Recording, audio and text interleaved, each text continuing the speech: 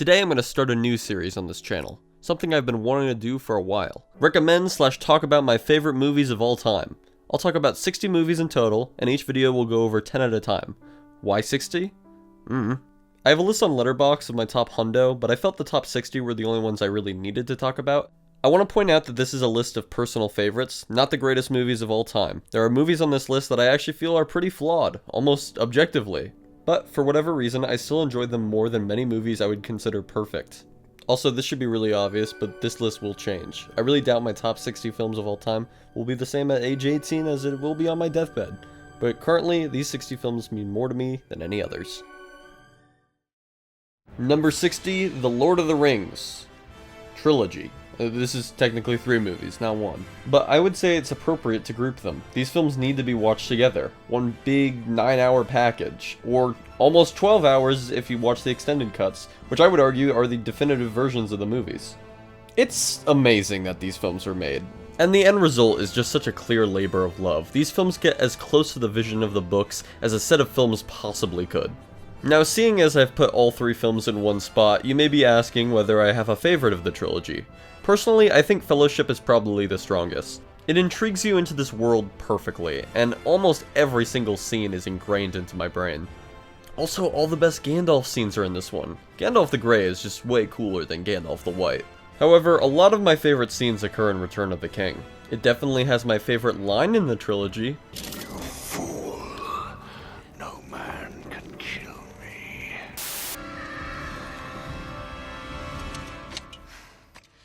I am no man.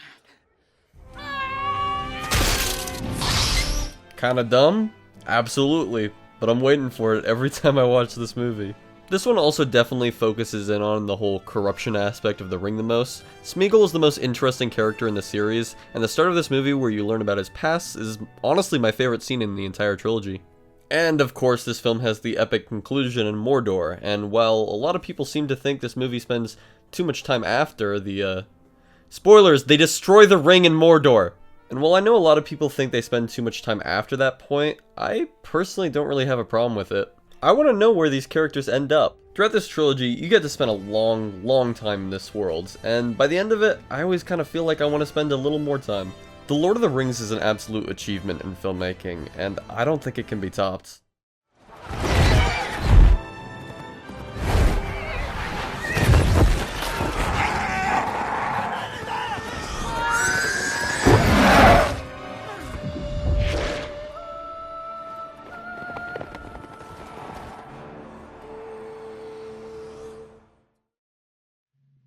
Number 59, Paths of Glory. This is the first of many Kubrick-directed films on this list. He's my favorite director of all time, and this is one of the best war films of all time. What surprised me most when I first saw this film is that it doesn't really focus on trench warfare or the conflict between French and Germans. It's really about 3 men sent to execution to save face after a defeat in battle. This movie focuses on scapegoats, and Kirk Douglas's character who gives the movie a slice of hope as he tries to save their lives. The scenes with these 3 characters are incredibly tense, to the point where I feel like I'm about to be executed. This movie is meant to put you in the shoes of people who are risking their lives, and how little life is valued during times of war. I feel that most movies that try to depict war try to go big and explain the entire story of the whole war, but this movie is far more effective because it's so small in scale.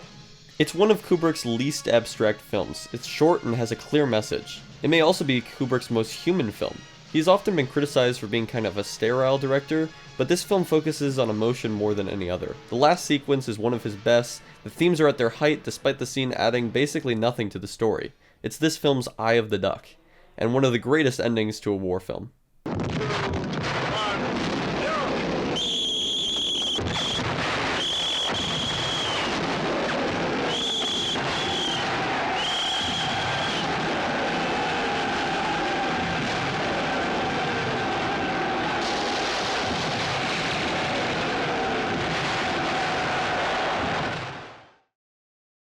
Number 58, Raging Bull. This film is an absolute classic. The opening scene is seared into my brain. It is one of the most iconic opening scenes of all time, and it sets up the tone of the film perfectly. I think a lot of people have preconceptions about films based on their subject matter, saying things like, I don't like movies about boxing or sports, or I don't like horror movies or romance movies. But to me, a film's quality is all about presentation, not subject matter. Raging Bull is not comparable to a movie like Rocky. I will say this movie didn't click for me on the first watch nearly as much as it did the second time around. It can feel a little boring when you don't know where it's going, but I was able to pick up on a lot more subtleties on a second viewing and enjoyed it a lot more. Paul Schrader has written a lot of character studies about men. This one I would say is really an analysis of toxic masculinity. Low self-esteem and sexual inadequacy brew into a rage within this character, as the title would suggest. This is not a film about boxing. It's a film about violence within this character bleeding over from the arena into every facet of his life.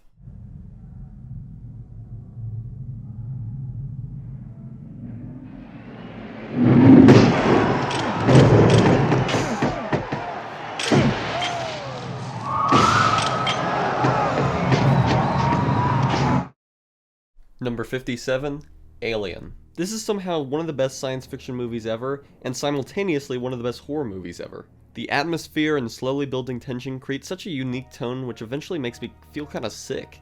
The parasitic alien and the dark claustrophobia of the spaceship, paired with the music, is just so moody. The sets are amazing. I love how much time is spent just learning about the characters beforehand. It's so important to making the rest of the movie work. Alien is really close to being perfect, but I will say the costume of the alien at the end looks way too much like a guy in an alien suit. I still think the whole end sequence is great, but I find the whole facehugger scene much creepier.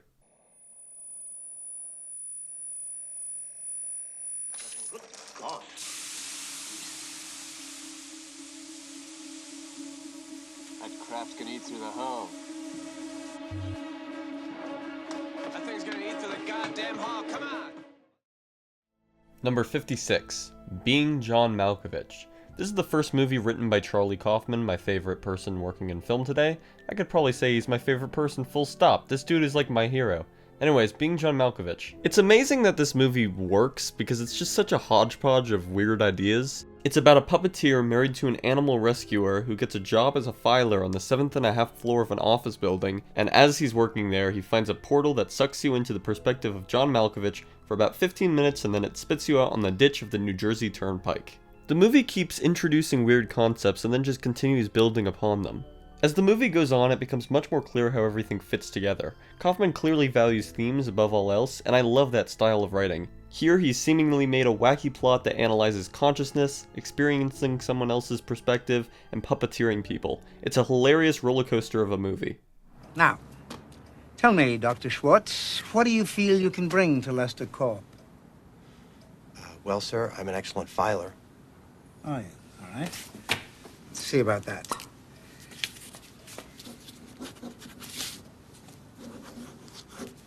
Tell me, which of these two letters comes first, this one or this one? The symbol on the left is not a letter, sir? Damn, you're good. I was trying to trick you. Number 55, Amour. Michel Haneke is probably my second favorite director. Every movie by him seems to leave me deeply disturbed and unable to shake it off. One thing that really sticks out to me in his films is his use of music, or lack thereof. I believe the music in this movie is entirely diegetic. His films are so emotionally powerful that they don't need music to get a response from you. The film begins with an elderly couple chatting over breakfast, and she becomes briefly unable to communicate. What follows is a film about mental and physical deterioration depicted in a way that is entirely honest with what the experience is like for people. This movie will likely devastate you. Films like this are rarely made. Old age and death are subjects I think most people try to avoid thinking about because obviously it's depressing. But I think it's films like this that actually make it less hopeless, making what is seemingly impossible to accept something we can handle and live with in a much more healthy way. Remember though, this film is called Amour. Deep down it's a love story. It's about dedication to your partner while staring in the face of inevitable tragedy, and I think that approach is beautiful. It helps people face what is probably the hardest part of life, and in that way I'd actually consider the film to be uplifting. C'est difficile à expliquer. Parfois, j'ai l'impression qu'elle ne se rend absolument pas compte de son état. Puis l'instant d'après, c'est le contraire. Mais le médecin, il dit quoi? Oh, oui.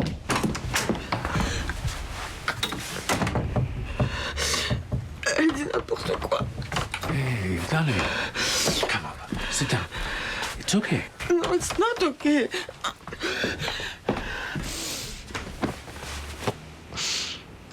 Qu'est-ce qui se passe? On peut pas la laisser sur son lit couchée comme ça, on la reconnaît même plus, c'est n'importe quoi. On peut rien faire pour l'instant. Elle a un traitement, on lui donne les médicaments. Il n'y a pas d'autre possibilité pour le moment. Ça veut dire quoi? Pas d'autre possibilité pour qu'on la met pas à l'hôpital?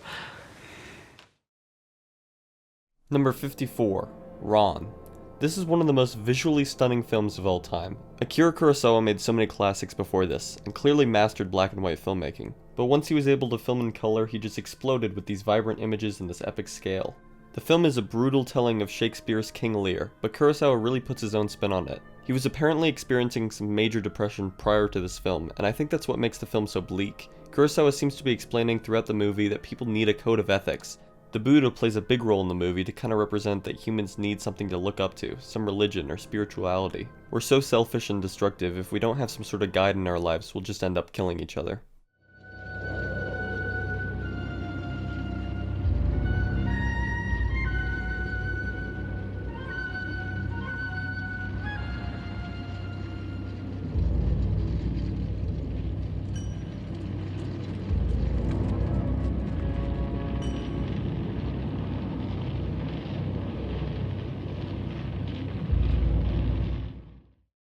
I think it's time for us to move on to something a little happier. Number 53, The Lion King. It's funny to think that this is also a Shakespeare adaptation. The Lion King is my favorite Disney movie, and if we don't include Nightmare Before Christmas, then I think nothing is even close. The imagery is extremely memorable and iconic, the animation is beautiful, Simba's character arc I think is one of the best in any kids films and probably should be used as a rubric. I feel like so many kids movies are overly cliche or obvious or predictable when it comes to transitioning from the second act to the third act. That momentous decision that begins the tension of the third act is often poorly implemented. In The Lion King, this transition is incredibly clear-cut and simple, but doesn't fall into any of these same trappings. But there are two main reasons why this is my favorite Disney movie. Number one, the music. It's the best, obviously. And I mean all of it, not just the musical numbers, which are all fantastic, but even the Hans Zimmer score, which accompanies more tense scenes, like the climax, and especially the stampede scene. But honestly, the main reason this is my favorite Disney movie is because I actually feel something when watching it. In most of these kids movies, I just feel dead. They're just so disposable. I actually feel emotions when Simba is going to his father. Spoiler. He dies. So many kids movies I feel like just shy away from this sort of thing. This one doesn't, and as a result we have one of the best and most dramatic sequences in all of animation.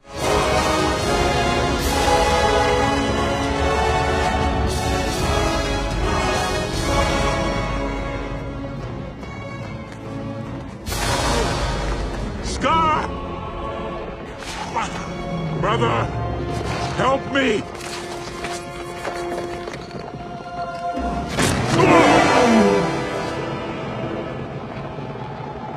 Long live the king.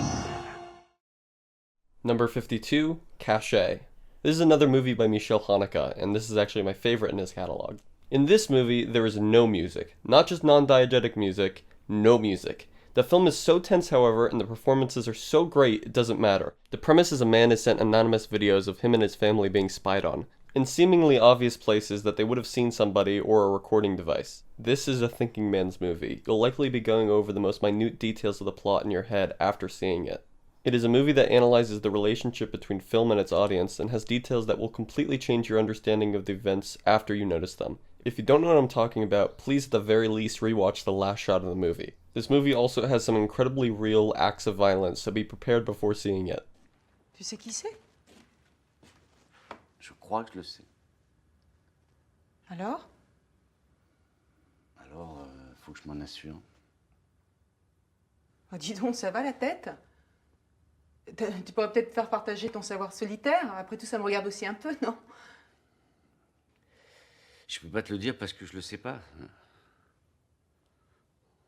C'est juste un soupçon. Et tu peux pas m'en parler? Non.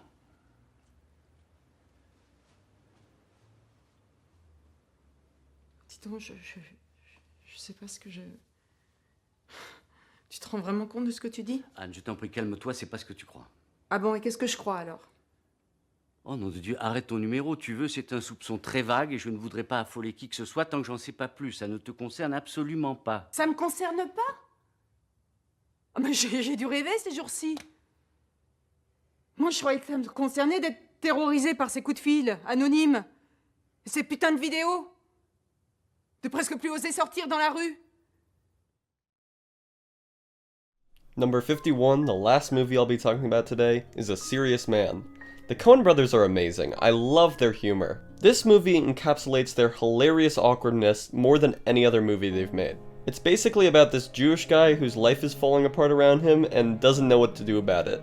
He's basically just trying to find an answer to why things are going so poorly for him. He wants to find some meaning to the state his life is in, but what this movie is about is the search for meaning is often pointless, and will leave you feeling frustrated. Sometimes life sucks, and there's no spiritual message that's being communicated to you.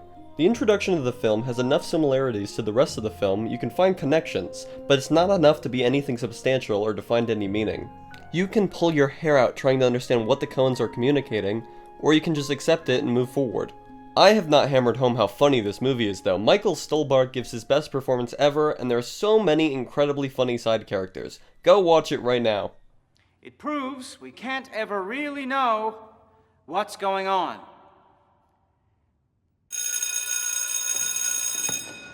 But even though you can't figure anything out, you will be responsible for it on the midterm. Did you follow that? Of course. Except that I know what's going on. How do you explain? Well, it might be that in Olam Haba... Excuse me. Not the point. In this world, Larry. Now, I'll concede that it's subtle, it's clever. But at the end of the day, is it convincing? When making this video, I downloaded full versions of Caché and Amour, but couldn't find versions with subtitles, only really low-res versions. Now, I would never let my fans gaze upon this low-res, low-frame-rate footage, and I would never let them be subjected to a scene that is less representative of the film as a whole. So I painstakingly subtitled the scenes myself. So how can you thank me for my hard work, which is comparable to building the fucking pyramids? Well, how about you give this video a like, subscribe, share my channel to your friends and your parents, I don't know. I'm just sick and tired of making the best content on YouTube and not getting an $82 million check in the mail. And I think it's your fault. You guys don't support my content enough. I'm just being silly for real. I love you guys. I'll see you in the next one. Bye.